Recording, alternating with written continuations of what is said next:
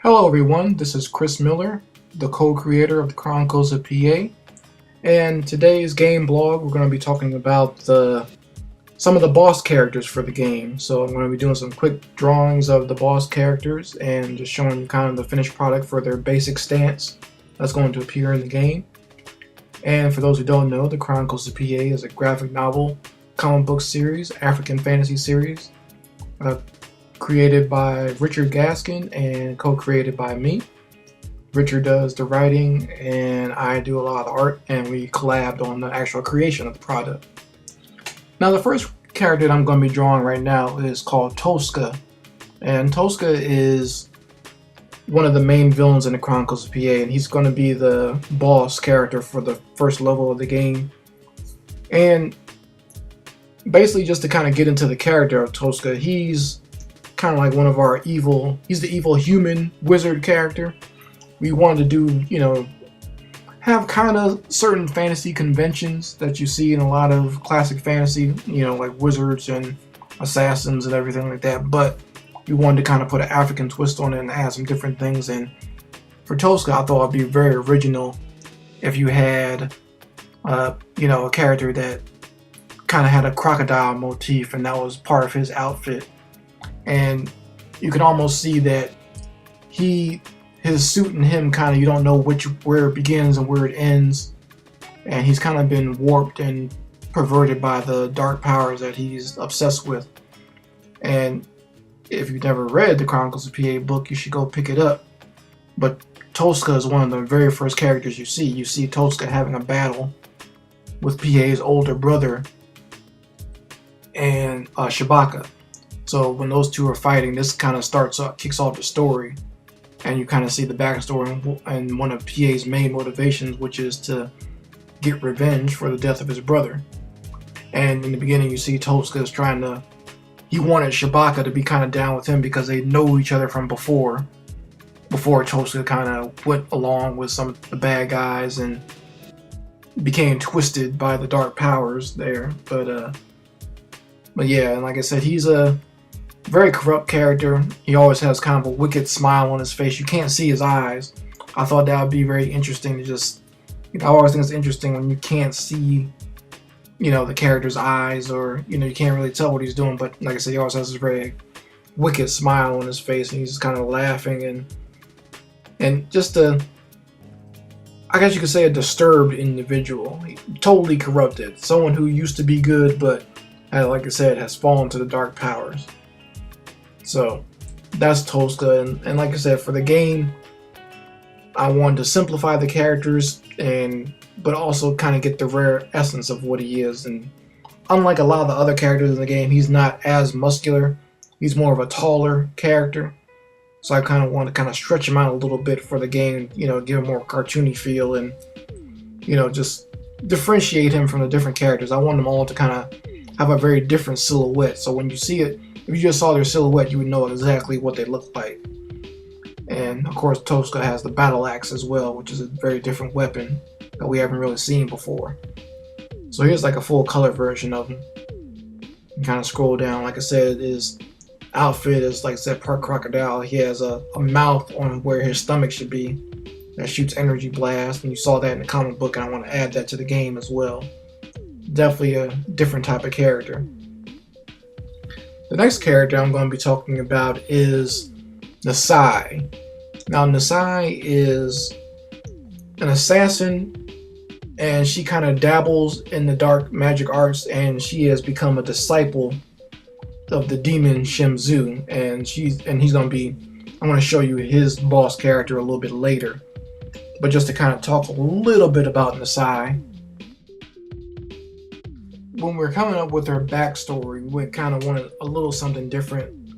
Kind of like Tosca, she's someone who's been corrupted. She wasn't always bad, but she's a human that's kind of made the choice to go over to a darker path. And kind of in my vision for her backstory, because we haven't really fleshed it out that in the book so much, so it's kind of been left mysterious, but kind of in my head, just to kind of differentiate the different characters, I wanted to be like, she was born an albino, So, she didn't have that melanin in her skin, and because of that, she was been kind of rejected by her tribe that she was in, and that's one of the factors that's kind of driven her to the darker side of things, because she's always been a reject, and no one's kind of shown her the love and respect that she probably could have used. Some of that, if she had that nurturing, she might have not become as evil as she is now.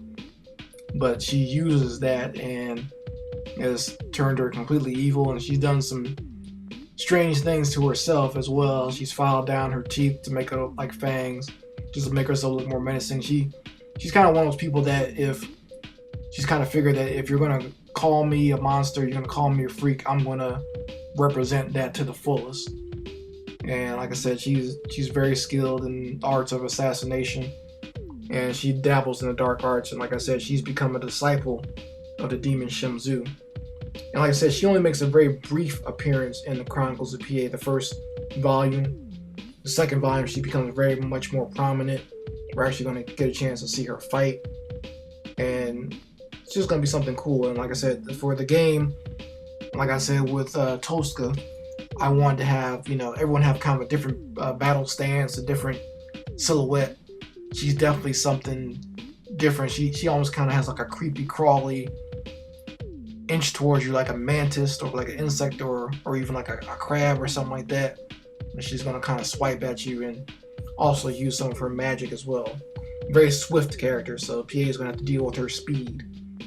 But yeah, this is the character of Maasai, and like I said, she also has that very evil, sharp grin. And some of her original designs, I had a lot of, I guess, fish symbolism. So she lives by, her tribe kind of comes from the ocean. So even though her tribe rejected her, she sort of keeps some of that tribal heritage with her. The fish symbology and stuff like that. So, and the kind of the sharp edges that you will see on like fish scales and whatnot. But of course, her armor is black. So here's going to be a full color of her. Like I said, a full color version of her. Like I said, you can see she's, like I said, an albino. Her hair is blonde.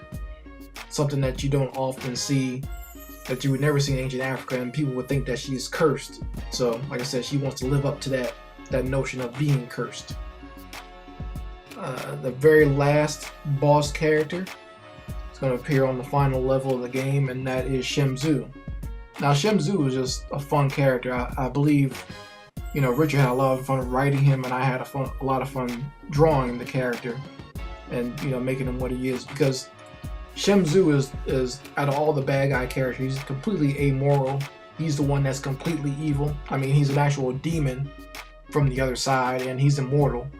So he's been around for forever, and because of that long life and just kind of living above humanity, he kind of sees humanity as the way we see bugs or insects or vermin or something like that. So he doesn't think much of people at all, because they have such a short lifespan anyway. Like, for us, when we look at a fly only lives for like a week or something like that. So like, how would we really feel about it? We're not really concerned about it.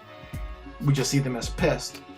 And that's kind of how Shimizu sees human beings, as pests pretty much. And like I show him in the second issue or the second chapter of the Chronicles of PA. He likes to taunt characters. He has this big battle with some of PA's allies, and it's, like I said, he likes to taunt characters and kind of mess with their heads a little bit. It's not just for him, it's not just an act of destroying you physically. He likes to destroy you mentally as well. And like I said, just a real weird and a perverse character as well. It doesn't matter. And as far as like being part of the bad guys, he's kind of on their side, but not really. Because like I said, he doesn't like human beings, and he's kind of using them it's a marriage of convenience for him to join this group called the Chosen. Because he wants to go back to the old days where demons and dark things ruled the earth, and he wants to keep it that way. So if these humans can help him get back to the good old days, he's gonna be down for that. And like I said, part of his design, like I said, I want him to kind of look monstrous, but of course he also has a kind of nasty, evil grin and a monstrous face. his weapon is also something very unique. It's called a brothel, very deadly weapon. It's kind of like a mace slash sword, and what I wanted to do for his weapon, I kind of wanted it to be kind of freaky. If you look at it in the book, the weapon actually has an eye in it, and it looks like it's made out of muscle and bone. That has just like blades and stuff sticking out of it. So like I said, I just wanted it to be wanted his weapon to be strange, like it came from somewhere else, and like he's kind of conjured it from the dead bodies and bones of his victims. And you know, he's also very integral in killing PA's older brother. So like I said, it's just something different. You always want to try something different with the characters and bring something that you haven't really seen too much in fantasy, and also, you know, like I said, bring an African lean to it. So that is Shimizu, and you'll be seeing a full color version of him in a few seconds. I thought I'd kind of straighten it out here. Should be fading over right about now. Yeah, there you go. Like I said, you can see those nasty teeth. You know, spikes sticking out of his back. This guy's kind of cloaked out. I shortened his cloak. His cloak is like a little bit longer to comic books just for dramatic effect. I shortened it here just so I can see his legs during the animation. But yeah, those are the bad guys and those are the bosses. So I hope you guys enjoyed this video blog. And a big thank you to all you guys, because I still get a lot of fan mail about the Chronicles of PA for people who have either just discovered the book or just finished reading the book, or people who are buying it for like their younger nephews or younger brothers. I very much appreciate it. I hope you keep up with these blogs so you can see just how we're progressing on the game, and I promise you another volume of Chronicles of PA will be coming out soon. Chris Miller signing out. Peace.